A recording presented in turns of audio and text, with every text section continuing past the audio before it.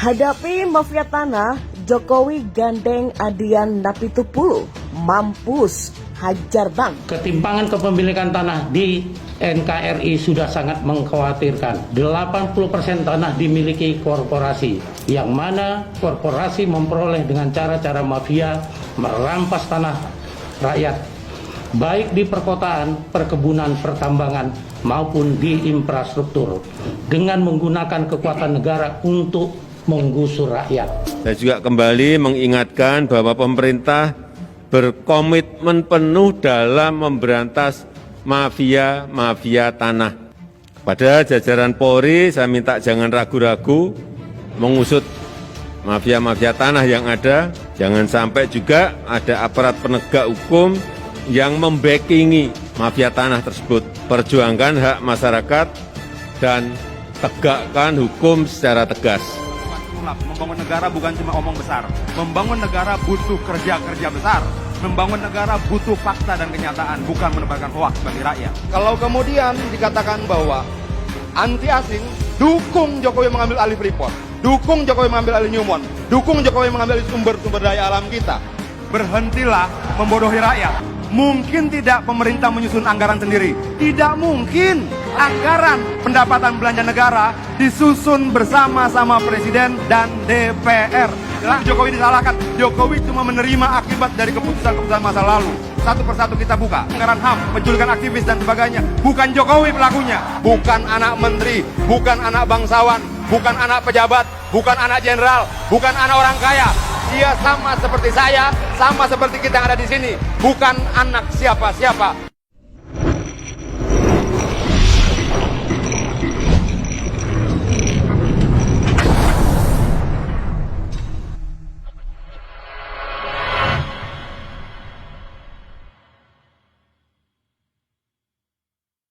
Ya, beberapa waktu yang lalu Jokowi sempat mengadakan reshuffle pada dua kementerian, yakni Agraria dan Perdagangan.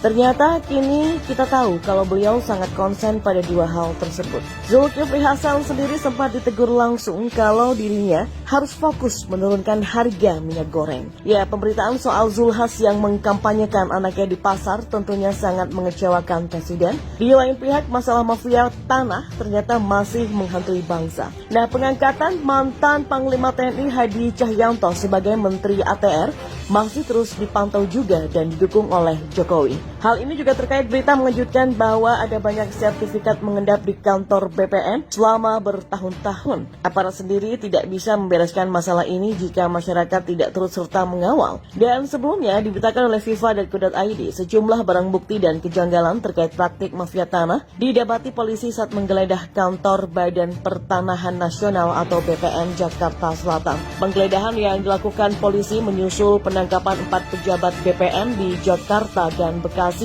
kemarin. Hari ini kami melakukan penggeledahan, ternyata kami temukan sertifikat yang seharusnya sudah diserahkan dari 3 tahun yang lalu, tapi ternyata belum diserahkan. Kata Direktur Reserse Kriminal Umum Polda Metro Jaya, Komisaris Besar Polisi Hengki Haryadi kepada wartawan. Nah, mantan Kapolres Metro Jakarta Pusat itu mengatakan ada pergeseran modus kejahatan yang dilakukan oleh pelaku.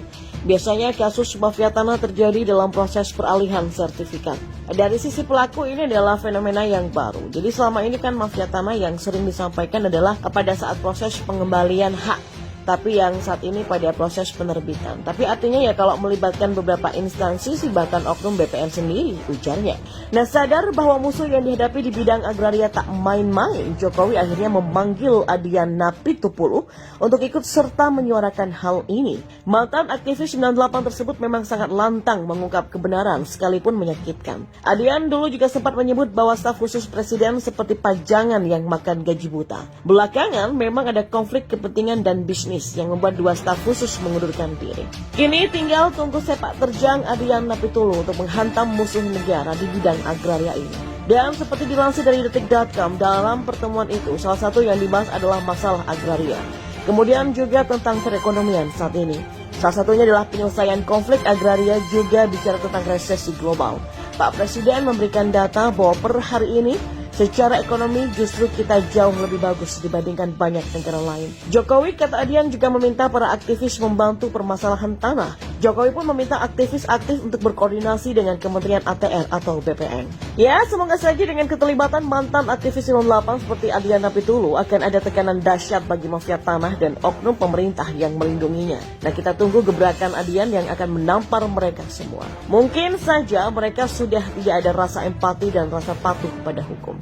Maka saatnya teguran keras harus dilayangkan. Bagaimanapun masih mending staf khusus yang makan gaji buta ketimbang oknum pemerintah seperti BPN yang makan hak rakyat. Mafia tanah ini sangat mengerikan. Sebagai contoh saja, sekelas TNI yang ditakuti oleh mayoritas masyarakat saja berani dikadalin sama mafia tanah, apalagi rakyat kecil. Logika sehat berpikir, lahan milik TNI Angkatan Laut seluas 32 hektar di Kelapa Gading Barat, Jakarta Utara saja berani mereka embat, apalagi tanah orang biasa. Jadi hebat sekali para mafia tanah di negeri ini. Masa markas TNI Angkatan Laut bisa dikadalin sama mafia tanah? Para mafia tanah berani pasang badan menyasar institusi TNI. Dan menurut Komandan Pusat Polisi Militer TNI Laksamana Muda Nazali Lempo, mengungkapkan lahan TNI Angkatan Laut itu mulai diklaim sejak tahun 1996. Dan saat itu lahan ini digugat oleh 7 pihak.